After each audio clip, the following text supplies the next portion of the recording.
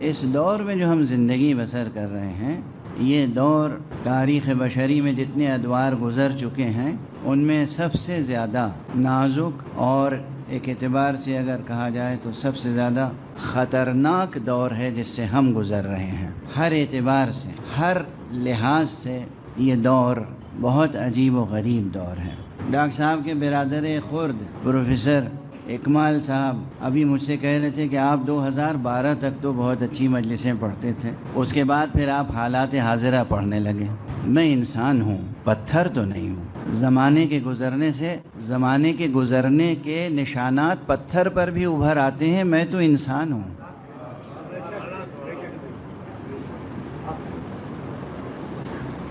فلسفہ پڑھتے رہنا میرے لیے بہت آسان ہے۔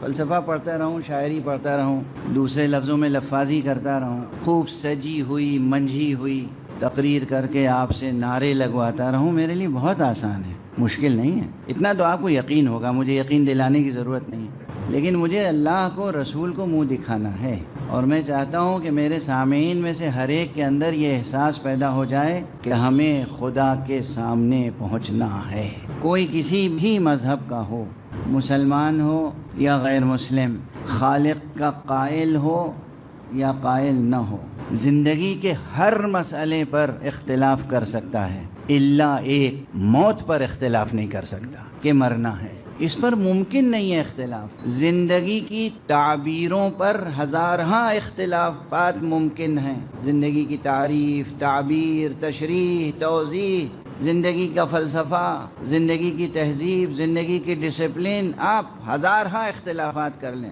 ایک چیز پر اختلاف ممکن نہیں ہے کہ ہمیں مرنا ہے۔ اور اس اعتبار سے اگر یہ بات یاد رکھیں جو میں اکثر کہا کرتا ہوں، یہ میرا بہت پسندیدہ موضوع ہے، جمالیات موت۔ جمالیات موت، لوگ زندگی کی جمالیات کی بات کرتے ہیں، اب دیکھیے آ گیا نا فلسفہ بیچ میں، فلسفہ جمال، فلسفہ ہے آخر۔ لوگ جمالیات حیات اور جمالیات وجود اور جمالیات ہستی کی بات کرتے ہیں، میں جمالیات موت کی بات کرتا ہوں۔ اور جمالیات موت کے بہت رخ ہیں، بہت سے نکات ہیں موت کی جمالیات کے عنوان کے تحت، مگر اس میں سب سے زیادہ بارز، نمایاں، واضح سامنے کا ایک یہی نقطہ ہے کہ یہ ایک جمالیاتی قدر ہے کہ تمام تر اختلافات کے باوجود کوئی شے انسان کو ایک نقطے پہ متحد کر دے۔ اتحاد پیدا کر دینا، متحد کر دینا بہت بڑی جمالیاتی قدر ہے۔ اصل جمالیات اس کائنات میں تہ بتہ، موج در موج جمالیات کا وجود ہے۔ اللہ سبحانہ و تعالی کے تعلق سے یہ حقیقت نمایاں ہے، واضح ہے کہ ان اللہ جمیل یحب الجمال، اللہ خود جمیل ہے اور جمال کو پسند کرتا ہے، دوست رکھتا ہے۔ تو اس نے جو شے بھی بنائی ہے اس میں جمالیات کا پہلو ہے۔ اس کائنات میں صحرا کے ذروں سے لے کر اور آسمان کے ستاروں تک ہر شے میں جمال موجود ہے، اور ہر شے کا جمال اپنی جگہ منفرد ہے۔ ستارے کا جمال اپنی جگہ اور یہ ریت کے ذرے کا جمال اپنی جگہ۔ صرف جمال کو جمال کی حیثیت سے پہچاننے والی نظر ہونی چاہیے، نگاہ حسن شناس۔ عجیب لطیف سی بات آ گئی، ماشاءاللہ ذہین مجمع ہیں اور شعراء بھی ہیں، تشریف فرما ہیں، ادبا ہیں، اہل ذوق ہیں، اہل نظر ہیں۔ میرا خیال ہے کہ ہم سب لوگ، ظاہر سی بات ہے نا کہ حیوان ہیں، توہین تو نہیں محسوس ہوئی کسی کو، ظاہر سی بات ہے ہم سب حیوان ہیں، لیکن یہ بھی ظاہر سی بات ہے کہ ہم سب انسان ہیں۔ دونوں پہلو ہیں، فیصلہ یہ کرنا ہے کہ ہمیں حیوان کی حیثیت سے اپنی پہچان برقرار رکھنی ہے یا انسان کی حیثیت سے۔ پہلو تو دونوں ہیں، حیوان تو ہیں، اس سے انکار نہیں کر سکتے۔ یہاں میڈیکل ڈاکٹر حضرات بھی تشریف فرما ہوں گے، یہ جو دوائیں آپ کو اور ہمیں دیتے ہیں، جو ٹریٹمنٹ ہوتا ہے، یہ سب دوائیں پہلے حیوانوں پہ آزمائی جاتی ہیں، چھوٹے چھوٹے حیوانات، اب میں نام بھی کیا لوں، آپ سب جانتے ہیں۔ پہلے یہ دوائیں جانوروں پہ آزمائی جاتی ہیں، جب وہاں کامیاب ریزلٹس آ جاتے ہیں تو انہی دواؤں سے ہمارے امراض کا علاج کیا جاتا ہے۔ یعنی سائنس ہمیں بالکل حیوان کی حیثیت سے ٹریٹ کرتی ہے، تو حیوان ہیں، حیوان کی حیثیت سے سائنس ہمیں ٹریٹ کرتی ہے۔ یہ خدا ہے، یہ وحی الہی ہے، یہ نظام نبوت ہے، یہ نظام امامت ہے، یہ نظام ولایت ہے جو ہمیں انسان کی حیثیت سے اعزاز عطا کرتا ہے، انسان کی حیثیت سے اعزاز عطا ہوتا ہے۔ تو یہ حیوان اور انسان کے درمیان بہت سے اسرار ہیں، بہت سے حوالے، بہت سے ریفرنسز ہو سکتے ہیں یہ ڈسکرائب کرنے کے لیے، یہ بیان کرنے کے لیے کہ بھئی حیوانیت کی حد یہاں تک ہے اور انسانیت کی حد اس سے اوپر ہے۔ ان بہت سے ریفرنسز میں دے سکتا ہوں جن حوالوں سے انسان اور حیوان میں فرق کیا جا سکتا ہے کہ بھئی یہ حد ہے حیوان کی اور یہ اس سے اوپر حد ہے انسان کی۔ حالانکہ اب اوپر میں کہہ رہا ہوں، اب تو ہم اس دور میں آ چکے ہیں کہ یہ سوچنا پڑتا ہے کہ یہ حد ہے حیوان کی اور بس اس سے نیچے حد ہے انسان کی۔ برا نہ مانیے گا، اب یہ دور آ گیا ہے، یہ دور آ گیا ہے۔ بے شیر حیوان ہے نا، حیوان درندہ ہے، اسے جب بھوک لگتی ہے تو وہ شکار کرتا ہے، بھوک مٹاتا ہے، پیاس مٹاتا ہے، اس کے بعد وہ کوئی شکار نہیں کرتا۔ لیکن یہ انسان جب نتنیاہو بن جاتا ہے، انسان جب ڈونلڈ ٹرمپ بن جاتا ہے، اب بہت زیادہ نام نہیں لوں گا، ابھی ڈاکٹر اکمال صاحب کہیں گے آپ حالات حاضرہ پڑھنے لگے۔ اب یہ جو درد ہے سینے میں اسے ہم کیسے دبا سکتے ہیں؟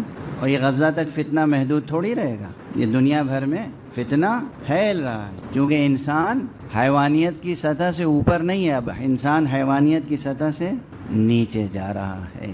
بہرحال یہ تو ایسے ہی کہہ دیا تاکہ درد مشترک انسانی جاگتا رہے۔ عرض یہ کر رہا تھا کہ حیوانیت و انسانیت کے درمیان جو خط فاصل ہے، وہ خط فاصل بہت نازک و لطیف ہے، اور اپنی تمام تر لطافت و نزاکت و ظرافت کے باوجود اس میں ہزارہ اسرار ہیں۔ ان میں سے ایک سر، ایک رمز، ایک راز، ایک پہلو یہ ہے کہ حیوان میں وہ نگاہ حسن شناس نہیں ہوتی جو انسان میں ہوتی۔ حسن شناسی جو انسان میں ہے وہ حیوان میں نہیں ہوتی۔ مثلا گلاب کے پھول کی جیسی آپ ستائش کر سکتے ہیں ویسے حیوان تھوڑی کر سکتا ہے۔ کوئی چیز اگر شیریں ہے تو اس کی شیرینی کی ستائش آپ جس طرح کر سکتے ہیں حیوان تھوڑی کر سکتا۔ اکثر میں مزاح میں کہتا ہوں، بعض اپنے دوستوں سے پوچھتا ہوں، اپنے علماء دوستوں سے بھی میں یہ مزاح کر لیتا ہوں کہ بتائیے غرض خلقت انسانی کیا ہے؟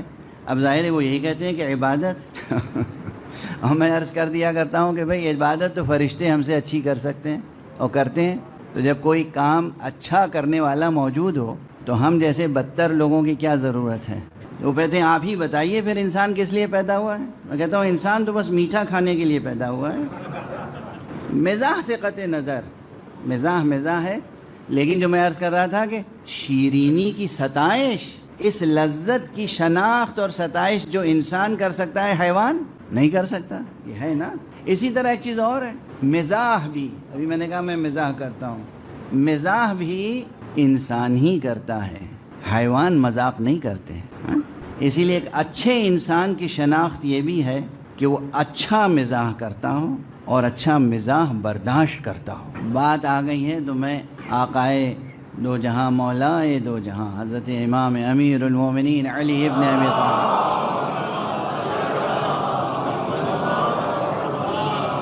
علیہ الصلاۃ والسلام کا ایک ارشاد سنا دوں آپ، اور وہ ارشاد یہ ہے، ہم لوگ سب مذاق کرتے تو ہیں آپس میں، طرح طرح سے مزاح کرتے ہیں، ہے نا۔ مولا فرماتے ہیں کہ یہ جو تمہارے دل ہیں یہ بھی تھک جاتے ہیں، ملول ہو جاتے ہیں، انہیں تم روحوا انفسکم ببدائع الحکمہ، اپنے دلوں کو ذہانت آمیز نکتوں سے، لطیفوں سے بہلایا کرو۔ آپ ذرا غور فرمائیے کہ جن معصوموں نے مزاح کرنے تک کا سلیقہ سکھایا ہو، انہوں نے سنجیدہ زندگی بسر کرنے کے کیا کیا آداب اور قوانین عطا کیے ہوں گے۔ جوانوں، بچوں، آج اگر ایک ہی یہی نقطہ یاد رہا کہ آج مولانا نے مجلس میں کیا پڑھا تھا، ہے نا، مذاق کرنے کا طریقہ پڑھ کے گئے ہیں۔ سنو کیا ہے یہ، ایک طرف ایک روایت ہے، ایک حدیث ہے، معصوم نے فرمایا مزاح المؤمن عبادہ، مومن کا مزاح بھی عبادت ہے۔ کیا جملہ ہوا، کیا مفہوم ہے؟ مومن کا مزاح بھی عبادت ہے۔ کیوں عبادت ہے؟ اس کے بعد ایک اور چیز سنا دوں، ایک روایت میں یہ مضمون آیا ہے کہ افضل الاعمال بعد الصلاة ادخال السرور فی قلب المؤمن، نماز کے بعد سب سے افضل عمل یہ ہے کہ انسان کسی مومن کے دل میں مسرت ڈال، خوشی، کسی مومن کا دل خوش کر دینا، دل خوش کر دینا۔ آپ دیکھ رہے ہیں زندگی کی کس لطافت سے آشنا کیا ہے اسلام نے اور رہنمایان اسلام نے۔ نماز کے بعد سب سے افضل عمل یہ ہے کہ آپ کسی مومن کا دل خوش کر دیں۔ اچھا یہ کیوں ہے ایسا؟ اس لیے کہ خدا کی قسم اس کائنات میں اتنے آلام ہیں، اتنے مشکلات ہیں، اتنی مصیبتیں ہیں، اتنے مسائل ہیں، اتنی چیزوں کے ٹینشنز میں انسان مبتلا رہتا ہے، درد، الم، کرب ہے ہر ایک کی زندگی میں، ہر ایک کی زندگی میں۔ جن کے رتبے ہیں سوا، ان کو سوا مشکل ہے۔ اب اس کائنات میں اور اس زندگی میں جہاں ہر انسان مختلف قسم کی مصیبتوں میں، مشکلوں میں، الجھنوں میں، فکروں میں مبتلا ہے، وہاں سوچئے کسی کے دل میں خوشی ڈال دینا کتنی بڑی عبادت ہوگی۔ تھوڑی دیر کے لیے صحیح آپ کسی کے دل کو خوش کر دیں۔ تو میں اکثر کہتا ہوں کہ یہ جو لمحے بھر کی خوشی ہوتی ہے، یہ مسکراہٹیں، یہ تبسم، یہ محبتیں، یہ انسان کو جینے کا نیا حوصلہ دے دیتے۔ اچھا لیکن وہ بات پوری کر دوں پھر آگے بڑھوں۔ یہ یونیورسٹی کے اسٹوڈنٹس بھی یہاں تشریف فرما ہیں، ان کی تو خوش طبعی کا عالم ہی کچھ، طالب علمی کے زمانے کی خوش طبعی، کیا کیا ہنسی مذاق ٹھٹھول کھیل تماشا ہوتا رہتا ہے نا، اور ہونا چاہیے۔ بچے کو بچہ رہنا چاہیے، بوڑھا نہیں ہو جانا چاہیے، بلکہ انسان کتنا ہی بوڑھا ہو جائے اس کو اپنے اندر ایک بچے کو ضرور زندہ رکھنا چاہیے، ٹھیک ہے نا۔ لیکن یہ جو آپ ہنسی مذاق ٹھٹھول کرتے ہیں، اس میں ایک چیز کا خیال رکھیے گا، یہ ہے ریاضت نفس، یہ ہے سیر و سلوک، یہ ہے عرفان، یہ ہے شریعت، یہ ہے طریقت۔ مذاق میں بھی انسان جھوٹ نہ بولے، ذہانت سے کام لے کر خوشی عطا کرے۔ یعنی آپ دیکھیں کتنی بڑی آزمائش ہو گئی، لوگ اٹھتے بیٹھتے جھوٹ بول کے ہنسا دیا، جھوٹ بول کے مذاق کر لیا، ایک الگ بات ہے۔ مذاق میں بھی جھوٹ نہ بولیں۔ امیر المومنین علیہ الصلوۃ والسلام کیا فرما رہے ہیں؟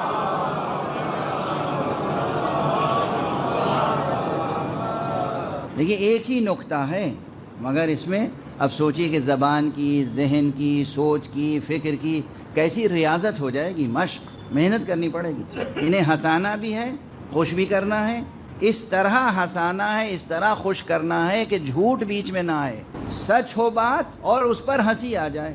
ہم نے دیکھا یہ مشق ہوئی نا، میں نے کہا یہ سیر و سلوک کا نقطہ ہے۔ مومن کے دل کو خوش کرنا عبادت، مزاح کرنا انسان کی لطافت کا تقاضا، اور اس طرح مزاح کرنا اور اس طرح خوش کرنا، اس طرح ہنسا دینا کہ جھوٹ بھی درمیان میں نہ آئے۔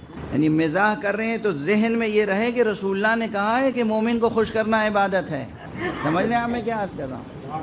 آپ لوگ صرف نماز کی نیت کرتے ہیں کہ 2 رکعت نماز پڑھ رہا ہوں قربتاً اللہ، میں کہتا ہوں مزاح کیجئے تو نیت کر کے کہ اس مومن کو خوش کر رہا ہوں قربتاً اللہ۔ یہ مومن بیٹھا ہے خاموش، بہت سنجیدہ لگ رہا ہے، چلو کوئی ایسی بات کہیں کہ ہنس دے۔ جو بھی غم ہے، جو بھی ہم ہے، جو بھی فکر ہے، تھوڑی دیر کے لیے اس فکر کی سنگینی تو کم ہو جائے گی۔ میں کوئی حل تھوڑی پیش کر دوں گا، اس کی مصیبت دور نہیں ہو جائے گی، مگر اس مصیبت کا جو بار ہے، بوجھ ہے، وزن ہے، وہ ہلکا کر دوں گا قربتاً اللہ۔ عجب یہ نیت سب زبان سے تھوڑی ہر وقت کی جاتی ہے۔ یہ میں کہیں پڑھ چکا ہوں کہ نماز کی نیت بھی زبان سے کرنا مطلوب و منظور شارع نہیں ہے۔ شریعت یہ نہیں کہتی کہ زبان سے نیت کیا کریں آپ۔ واضح ہے یہ بات؟ نہیں واضح ہے؟ جو نماز پڑھتے ہیں، 2 رکعت نماز پڑھتا ہوں صبح کی واجب قربتاً اللہ، یہ زبان سے کہنا ضروری نہیں ہے قطعاً، چونکہ ہر عضو بدن کا کام الگ الگ ہے۔ ڈاکٹر حضرات فیزیولوجی اور انیٹمی اور یہ سب پڑھاتے ہوں گے، کس عضو کا کیا کام ہے۔ زبان کا کام ہی نہیں ہے نیت کرنا، نیت کرنا عمل قلب ہے، نیت دل میں ہونی چاہیے۔ واضح ہے نا؟ اس زبان کا کام نیت کرنا نہیں ہے، زبان کا کام تکبیر کہنا ہے، مثلا اللہ اکبر یہ زبان سے کہیں گے، سورہ پڑھنا، الحمد کا سورہ، تسبیح پڑھنا، یہ زبان کا کام، نیت دل کا۔ تو جب مزاح بھی کریں تو زبان سے مزاح کریں، آنکھ کے اشارے سے مزاح کریں، چہرے کے پرتو سے، ادا سے، کسی طرح مزاح کریں، مگر نیت ہونی چاہیے کہ یہ مزاح کر رہا ہوں میں قربتاً اللہ، تاکہ یہ مومن خوش ہو جائے۔ اب ایک جملہ کہہ رہا ہوں بڑا سنگین، جو لوگ شریعت کو سمجھے بغیر شریعت کیا کرتے ہیں انہیں شاید پسند نہ آئے یہ جملہ. ہو سکتا ہے کہ آپ کا کبھی کوئی ایک چھوٹا سا کسی غمزدہ انسان مومن سے مزاح آپ کو اتنا ثواب عطا کر دے جو آپ کی نمازوں کے ثواب سے بھی بڑھ کر ہو. دار و مدار نیت پر ہے، دار و مدار خوشنودی خالق پر ہے. بہرحال اب اس بات کو یہیں روک دیتا ہوں. آج جوان اور بچے بس ایک بات یاد رکھیں گے. کیا پڑھا مولانا نے؟ آج تو بس یہ بتا رہے تھے کہ مذاق کیا کرو، لیکن مذاق بھی قربتاً اللہ، اس نیت سے کہ اس دکھوں سے بھری ہوئی دنیا میں آپ کسی انسان کے دل کو خوش کر دیں. یہ سوچ ہے لوگوں کے دماغوں میں، یہ سوچ ہی مر چکی ہے. اب تو اٹھتے بیٹھتے یہ سوچتے ہیں کہ دوسرے کے دل کو دکھائیں کیسے. رشتہ دار آپس میں بیٹھے ہیں تو کیا کرتے ہیں ایک دوسرے کے ساتھ؟ ایک دوسرے کی برائیاں، ایک دوسرے کی غیبتیں، ایک دوسرے کی عیب جوئی، ایک دوسرے کی شکایتیں، ایک دوسرے کے گلے.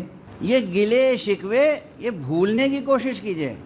ہر فرد کے ذہن میں اور دل میں یہ جذبہ اور یہ نیت ہو کہ ہمیں دوسرے انسان کو کس طریقے سے خوش کرنا ہے. لیکن بس اتنا ہی نہیں، اس میں ایک شرط اور ہے. اس طرح خوش کرنا ہے کہ اس کو خوش کرنے کا ثواب خدا سے ملے، ورنہ انسانوں کو خوش کرنے میں تو آپ جہنم میں پہنچ جائیں. اب آپ کو ایک جملہ کہہ دوں لطیف سا، ظریف سا، نازک سا. لوگ کہتے ہیں نماز پڑھنا صراط مستقیم ہے، روزہ رکھنا صراط مستقیم ہے، حج کرنا صراط مستقیم ہے. یہ بڑے بڑے عبادات کا نام آتا ہے. جناب والا، ایمانی معیار اور مقیاس اور میزان پر ایک انسان مومن کا دوسرے انسان مومن سے مزاح کرنا بھی صراط مستقیم ہے. ایسی نازک سی بات ہے کہ مزاح ان سے کر رہے ہیں، خوش انہیں کر رہے ہیں، اور اجر و جزا خدا سے لینے کی امید ہے، اور اس اہتمام سے مزاح کر رہے ہیں کہ اس میں جھوٹ شامل نہ ہونے پائے. ذہانت کے استعمال، ذہانت کا استعمال اور زبان کا ایسا تخلیقی استعمال کہ اس میں تعجب خیز عنصر پیدا ہو جائے لیکن جھوٹ شامل ہونے نہ پائے. اسے بار بار سنیے گا. یہ بچوں سے کہہ رہا ہوں، بزرگوں سے نہیں. یہ بار بار سنیے گا میں کیا عرض کر رہا ہوں. ایک صلوات پڑھ دیجئے محمد.